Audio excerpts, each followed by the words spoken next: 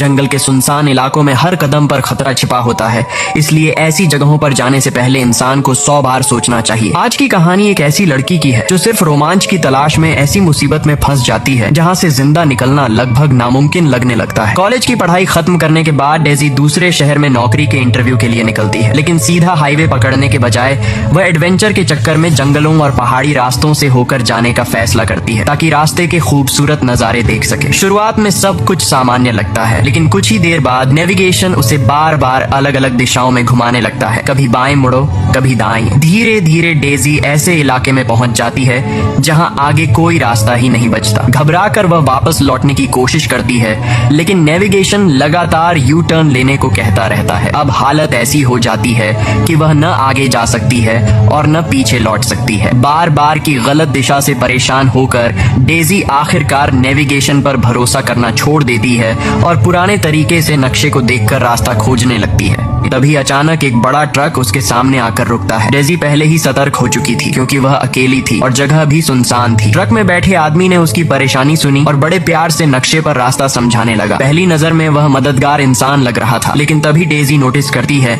कि वह चुपके से गाड़ी का दरवाजा बंद कर देता है। उसकी हरकत देखकर डेजी के मन में शक पैदा हो जाता है। कुछ ही देर बाद वह आदमी डेजी को जबरदस्ती अपने घर चलने का न्योता देने लगता है। उसकी जरूरत से ज्यादा दोस्ती और अजीब व्यवहार से डेजी डर जाती है। जैसे ही वह साफ मना करती है, आदमी का असली चेहरा सामने आ जाता है। अचानक हालात बेकाबू हो जाते हैं। दो आदमी डेजी का पीछा करना शुरू कर देते हैं। डेजी जान बचाने के लिए पूरी ताकत से भागती है। उसे समझ ही नहीं आता कि कुछ मिनट पहले तक सब सामान्य था और अब उसकी जान पर बन आई है। भागते भागते उसकी टांग बुरी तरह घायल हो जाती है। दर्द इतना ज्यादा होता है कि चलना मुश्किल हो जाता है, लेकिन पीछे से आते कदमों की आवाज उसे रुकने नहीं देती। जब दोनों आदमी उसके बेहद करीब पहुंच जाते हैं, तब डेजी अचानक एक पत्थर उठाकर उनकी तरफ फेंक देती है। पत्थर लगते ही उनका ध्यान कुछ सेकंड के लिए भटक जाता है और उसी मौके का फायदा उठाकर डेजी जंगल की ओर भाग निकलती है। धीरे धीरे शाम होने लगती है। कई घंटों तक भागते रहने के बाद डेजी एक छोटी सी नदी के किनारे पहुंचती है। वह इतनी प्यास से बेहाल होती है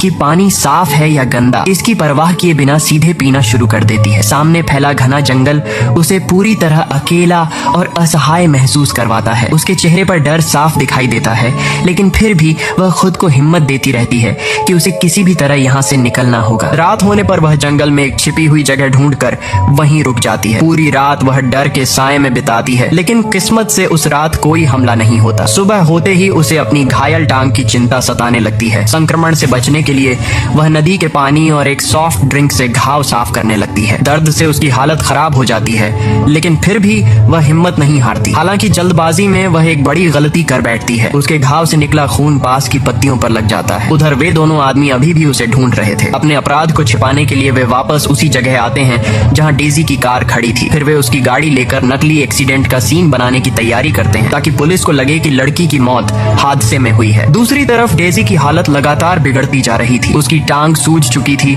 और हर कदम पर उसे रुककर आराम करना पड़ता था। अब उसे अपने फैसले पर पछतावा होने लगता है। अगर वह सीधा रास्ता चुनती तो शायद अब तक इंटरव्यू में पहुंच चुकी होती, लेकिन अब उसे यह भी नहीं पता कि वह इस जंगल से जिंदा बाहर निकल पाएगी या नहीं। थकी हुई डेजी रोने लगती है, लेकिन तभी अचानक ऊपर से बहुत तेज आवाज आती है। जब वह ध्यान से देखती है तो समझ आती है कि उसकी कार को पहाड़ी से नीचे गिराकर दुर्घटना जैसा दिखाया जा रहा है। तभी उसे उन आदमियों की आवाज भी सुनाई देती है। वे कह रहे होते हैं कि पुलिस के आने से पहले लड़की की लाश ढूंढनी होगी। उन्हें पूरा यकीन था कि घायल लड़की इतनी दूर भाग ही नहीं सकती, शायद खून बहने की वजह से कहीं मर चुकी होगी। लेकिन तभी उन्हें पेड़ों की पत्तियों पर खून के निशान दिखाई देते हैं। अब उन्हें एहसास होता है कि डेजी अभी जिंदा है। इसके बाद वे पूरे जंगल में उसकी तलाश शुरू कर देते हैं। इसी बीच डेजी को पत्थरों के बीच एक टूटा हुआ मोबाइल फोन मिलता है जो शायद उसकी कार से गिरा था। स्क्रीन पूरी तरह टूट चुकी थी, लेकिन फोन अभी भी चालू था। ये देखकर डेजी की आंखों में उम्मीद लौट आती है। वह तुरंत मदद के लिए कॉल करने की कोशिश करती है, लेकिन घने जंगल में नेटवर्क का एक भी सिग्नल नहीं मिलता। घबराई हुई डेजी लगातार जगह बदल बदल कर सिग्नल खोजती रहती है। वह बर्फ जैसे ठंडे पानी को पार करके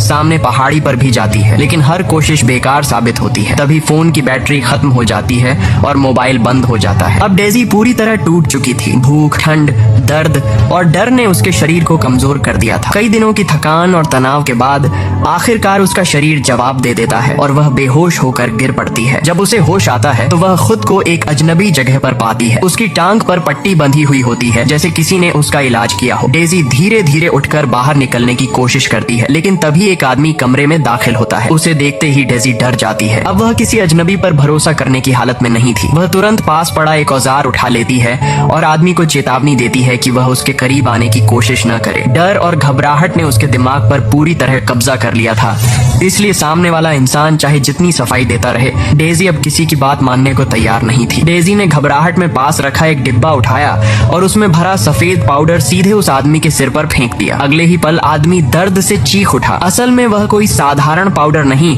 बल्कि बेहद खतरनाक केमिकल था। आदमी तुरंत भागकर फ्रिज से दूध निकालता है और अपने सिर पर उड़ेलने लगता है, क्योंकि वही उस रासायनिक जलन को कम कर सकता था। डेजी समझ ही नहीं पाती कि उसने क्या कर दिया। उधर कई दिनों से बेटी का कोई संपर्क न होने पर डेजी का परिवार बुरी तरह परेशान हो चुका था। फोन का आखिरी लोकेशन देखकर उन्होंने पुलिस में शिकायत दर्ज करवा दी थी। अब स्थानीय पुलिस अधिकारी इस मामले की जांच शुरू करने की तैयारी कर रहे थे। जब डेजी दोबारा होश में आती है तो देखती है कि उसके हाथ कसकर बंधे हुए हैं। हालांकि सामने मौजूद आदमी का व्यवहार अब पहले जैसा डरावना नहीं लगता। वह उसे खाना और पानी देता है और आराम से खाने के लिए कहता है, लेकिन जैसे ही डेजी पुलिस को फोन करने की बात करती है, आदमी तुरंत बात टाल देता है। 2 दिनों से भूखी डेजी आखिर खुद को रोक नहीं पाती और आदमी के पीछे मुड़ते ही तेजी से खाना खाने लगती है। धीरे धीरे उसे महसूस होने लगता है कि शायद यह आदमी वैसा नहीं जैसा उसने पहले सोचा था। बातचीत के दौरान वह अपना नाम बताता है। उसका नाम हेनरी था। हेनरी कई सालों से उस जंगल में अकेला रह रहा था। उसने एक पुरानी छोड़ी हुई वैन को अपना लैब बना रखा था,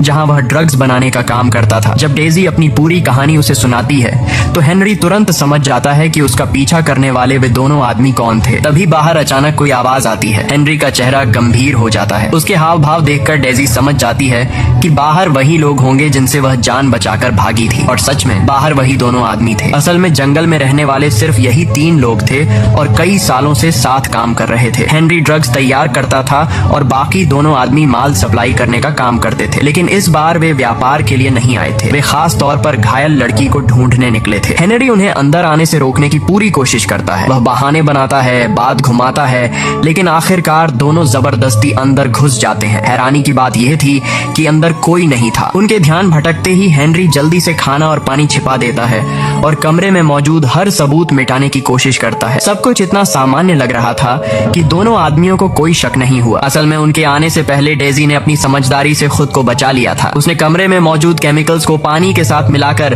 ऐसी प्रतिक्रिया पैदा की जिससे उसकी रस्सियां उछलकर टूट गईं। फिर वह पीछे की खिड़की से बाहर निकल गई। लेकिन सबसे हैरानी वाली बात यह थी कि डेजी भागी नहीं। वह जानती थी कि उसे जंगल के बारे में कुछ भी पता नहीं और अगर वह अकेले निकलती तो फिर किसी और मुसीबत में फंस सकती थी। इसलिए वह पास ही छिपी रही। जब हेनरी को यह पता चलता है तो वह हैरान रह जाता है। उसे उम्मीद नहीं थी कि शहर में पली बढ़ी एक लड़की को केमिस्ट्री की इतनी समझ होगी। डेजी भी मानती है कि शुरुआत में उसे समझ नहीं आया था कि वह सफेद पाउडर कितना खतरनाक है, इसलिए उसने डर में वह हरकत कर दी थी। वह हेनरी से माफी मांगती है। धीरे धीरे दोनों के बीच बातचीत बढ़ने लगती है। एक तरफ जंगल में छिपा एक ड्रग बनाने वाला आदमी और दूसरी तरफ शहर की पढ़ी लिखी कॉलेज लड़की। दोनों की दुनियाएं बिल्कुल अलग थी, फिर भी हालात उन्हें करीब लाने लगे। डेजी पूछती है कि अगर हेनरी उसकी मदद करना चाहता है तो उसे जाने क्यों नहीं देता। तब हेनरी सच बताता है। उसके पास कोई गाड़ी नहीं थी और सबसे नजदीकी सड़क या छोटा शहर भी वहाँ से करीब 20 मील दूर था। डेजी की हालत ऐसी नहीं थी कि वह इतनी दूर पैदल जा सके। ऊपर से जंगल इतना घना था कि वह रास्ता भटक सकती थी। हालांकि हेनरी उससे वादा करता है कि कुछ दिनों बाद उसका आखिरी माल तैयार हो जाएगा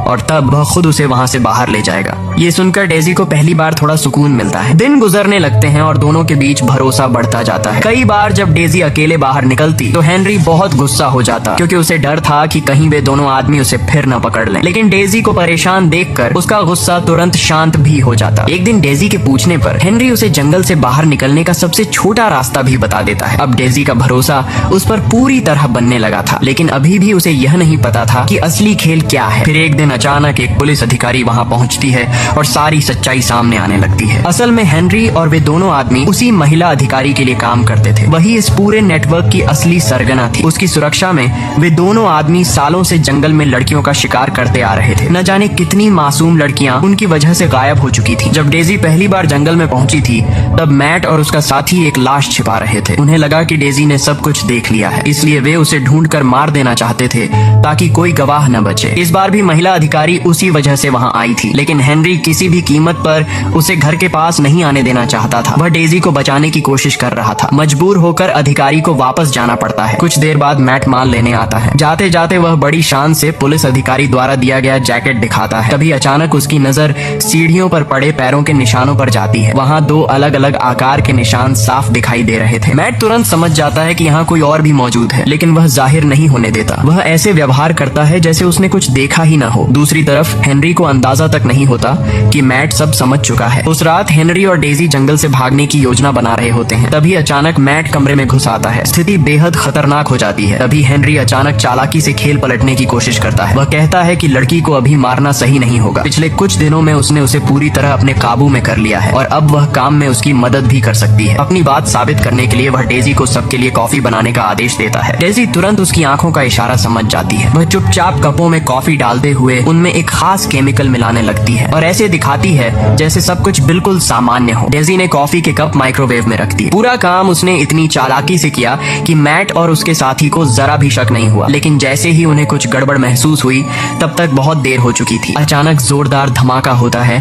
और माहौल पूरी तरह बिखर जाता है। किसी तरह वे दोनों बाहर निकल आते हैं, लेकिन हेनरी की पीठ बुरी तरह घायल हो चुकी थी। उससे भी ज्यादा डरावनी बात यह थी कि बुरी तरह झुलसा और घायल होने के बावजूद मैट अभी भी जिंदा था और बाहर निकल आया था। हेनरी समझ चुका था कि ताकत के मामले में वह मैट का मुकाबला नहीं कर सकता, लेकिन वह किसी भी हालत में डेजी को बचाना चाहता था। अपनी बची हुई आखिरी ताकत लगाकर वह मैट के हाथ से बंदूक छीन लेता है। ऐसा लगता है जैसे अब शायद सब खत्म हो जाएगा, लेकिन तभी अचानक पीछे से दो गोलियों की आवाज गूंजती है। ये आवाज उस महिला पुलिस अधिकारी की थी। गोलियों की आवाज सुनते ही डेजी समझ जाती है कि कुछ बहुत बुरा हो चुका है। उसका दिल टूट जाता है, लेकिन अब रुकने का मतलब मौत था। वह अपने दर्द और डर को ताकत बनाकर वहां से भागना शुरू कर देती है। उधर महिला अधिकारी को अब पूरे हालात का अंदाजा हो चुका था, लेकिन उसके चेहरे पर डर या घबराहट का कोई निशान नहीं था। उसकी सबसे बड़ी चिंता सिर्फ आखिरी ड्रग्स की खेप थी जो सुरक्षित उसकी गाड़ी में रखी हुई थी। अब उसके रास्ते में बस एक ही रुकावट बची थी, डेजी, और इसलिए उसने फैसला कर लिया कि डेजी को हर हाल में खत्म करना होगा। कई घंटों तक भागते रहने और जान की बाजी लगाने के बाद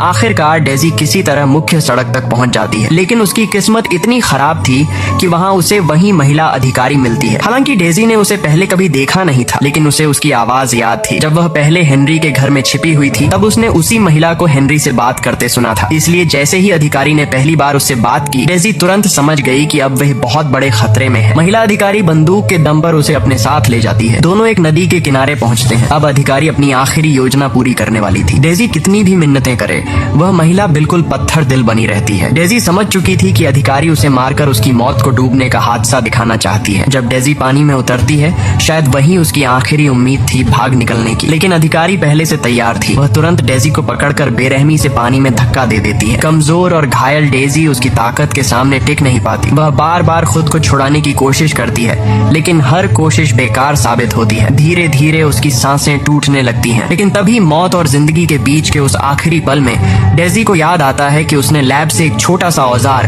अपने बचाव के लिए छिपा कर रखा था। वह तुरंत उसे निकालती है और पूरी ताकत से हमला कर देती है। यहीं आकर इस खौफनाक कहानी का अंत होने लगता है। वह भ्रष्ट पुलिस अधिकारी जिसने अपने पद और ताकत का इस्तेमाल करके सालों तक अपराधियों का साथ दिया, मासूम लोगों की जान ली और जंगल को नरक बना दिया था, आखिरकार अपने अंजाम तक पहुंच जाती है। डेजी आखिरकार उस डरावने जंगल से जिंदा बाहर निकल आती है, लेकिन उसके चेहरे पर कोई खुशी नहीं होती। उसकी आंखों में सिर्फ खालीपन और सदमा दिखाई देता है। जो कुछ उसने देखा और सहा, उसने उसकी सोच हमेशा के लिए बदल दी थी। अब वह समझ चुकी थी कि चमकती हुई आधुनिक दुनिया के पीछे इस धरती पर ऐसे भी इलाके मौजूद हैं जो किसी नरक से कम नहीं। फिल्म सिर्फ एक सर्वाइवल कहानी नहीं सुनाती, बल्कि इसके अंदर कई गहरे संदेश भी छिपे हुए हैं। शुरुआत में फिल्म हमें बड़े शहरों की ऊंची इमारतें दिखाती है, तेज रफ्तार हाईवे दिखाती है, फिर खेतों में ट्रैक्टर चलाते किसान और खुले मैदानों में घूमते जानवर। इसके बाद कहानी धीरे धीरे इंसानी सभ्यता से दूर एक सुनसान जंगल में पहुंच जाती है, जहां सिर्फ अंधेरा, डर और हिंसा बचती है। ये पूरा सफर असल में सभ्यता से बर्बरता की ओर बढ़ने का प्रतीक है। फिल्म में दिखाई गई नदी का नाम भी खास मायने रखता है। कई साल पहले वह इलाका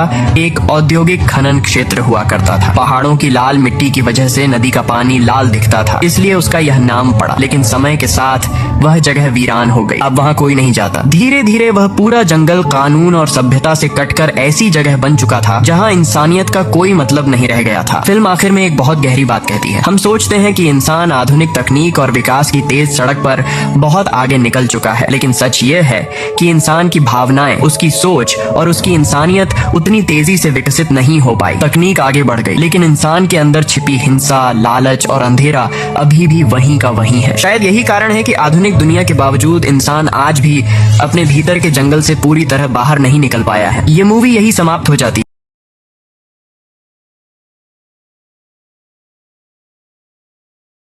मजेदार कहानियां देखने के लिए दिव्येश रिकैप स्टूडियो को लाइक, शेयर और सब्सक्राइब करें।